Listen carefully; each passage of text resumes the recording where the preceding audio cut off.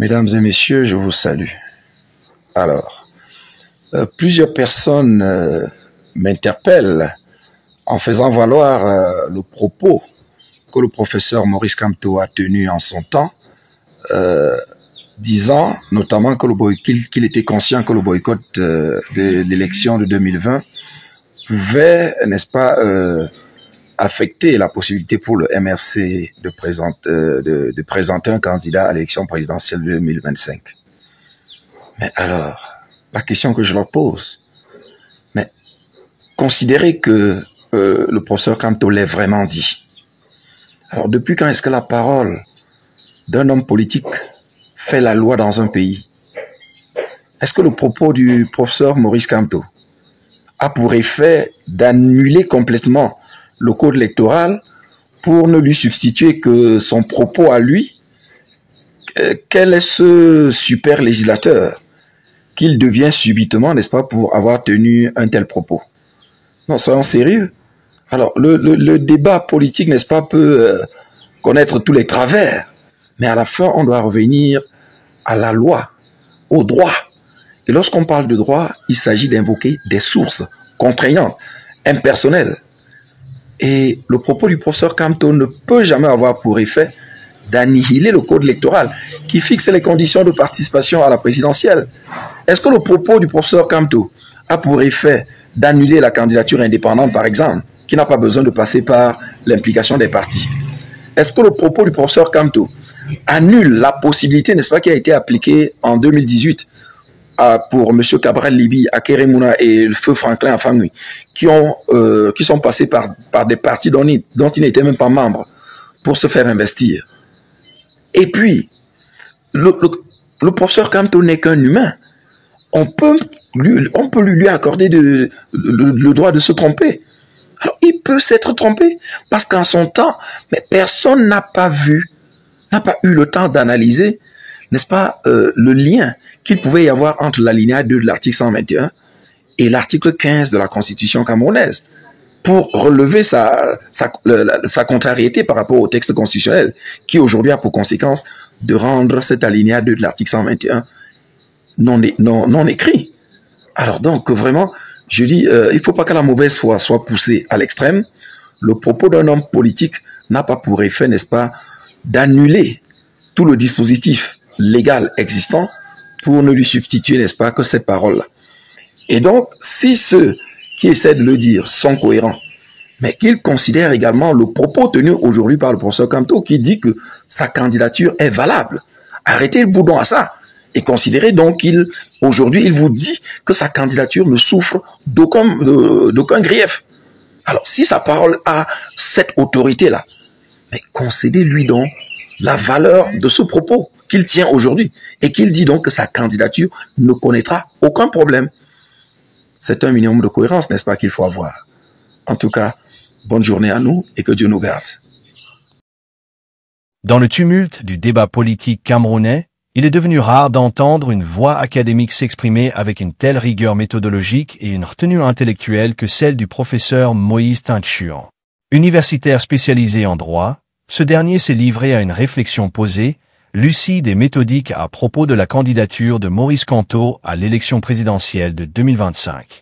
Le cœur de sa démarche repose sur une distinction fondatrice entre le droit positif et les déclarations politiques, entre la norme juridique et l'intention déclarée.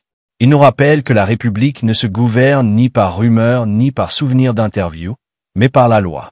Cette posture mérite d'être examinée avec attention, car elle entre en contradiction frontale avec une frange de l'opinion publique qui considère qu'un homme politique devrait être tenu prisonnier de ses déclarations passées, même quand ces dernières sont désavouées par les faits ou corrigées par la loi.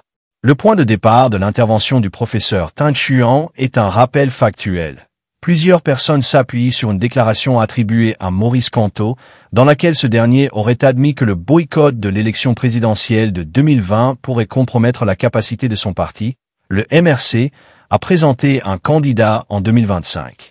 Sur cette base, certains opposants ou critiques tentent d'invalider d'office toute tentative actuelle de candidature de Kamto, en invoquant l'argument qu'il aurait lui-même reconnu l'incompatibilité de sa position avec le droit électoral.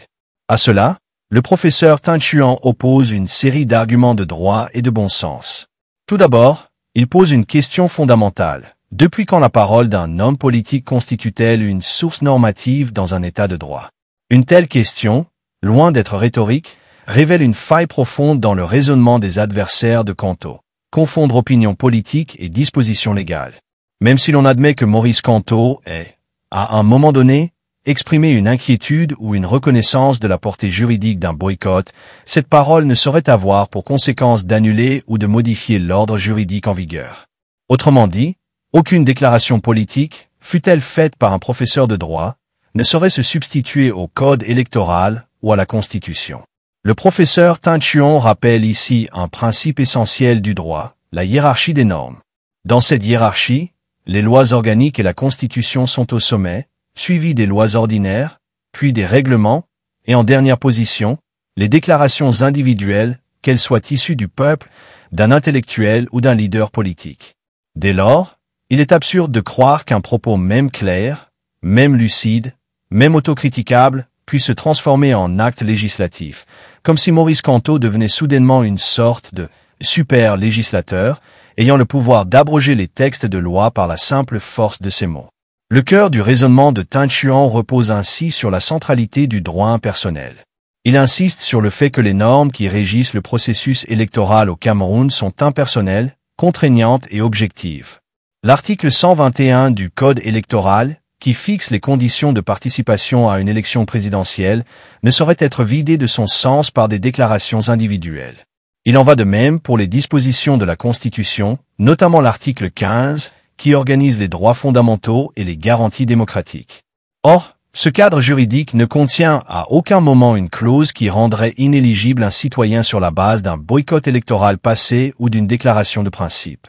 Il est également utile de rappeler, à la suite de Thanh Chuon, que le système électoral camerounais admet des mécanismes de contournement des appareils partisans classiques. Le cas de Cabral Libye en 2018 en est une illustration parfaite. Il n'était pas membre du parti qu'il a investi, et pourtant, sa candidature a été jugée recevable.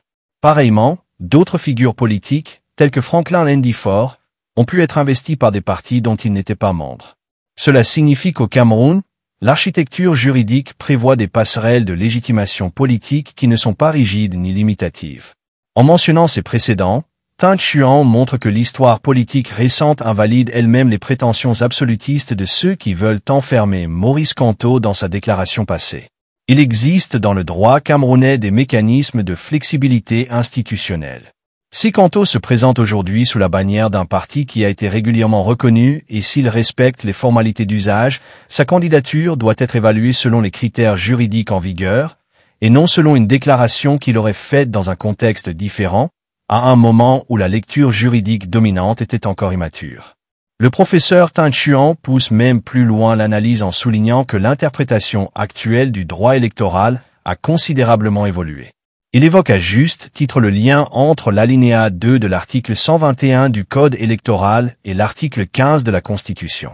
Cette mise en perspective est capitale, car elle permet de comprendre que certaines dispositions du Code électoral sont en contradiction directe avec la Constitution, et que par conséquent, elles peuvent être considérées comme non écrites. C'est là une démonstration de haute facture juridique. Il n'est pas rare, en effet, que dans les régimes de droit mixte, certaines lois ordinaires perdent leur validité lorsqu'elles se heurtent frontalement au texte constitutionnel. En d'autres termes, même si l'alinéa 2 de l'article 121 semble poser une limite à la participation à l'élection présidentielle pour les partis qui auraient boycotté une élection, cette disposition est, selon Thanh Chuon, juridiquement caduque car contraire à la Constitution. Et si une norme est inconstitutionnelle, elle n'a plus aucune valeur.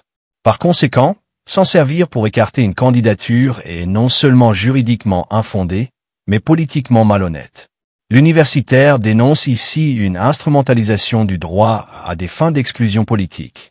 Il faut également noter le courage intellectuel dont fait preuve le professeur Thanh Chuon. Il ne s'érige pas en militant du MRC, ni en avocat de Maurice Canto. Il se borne à rappeler que le droit n'est pas une émotion, et que le débat démocratique ne peut être confisqué par des raisonnements de café du commerce. Il reconnaît même que Canto, comme tout homme politique, a le droit de se tromper.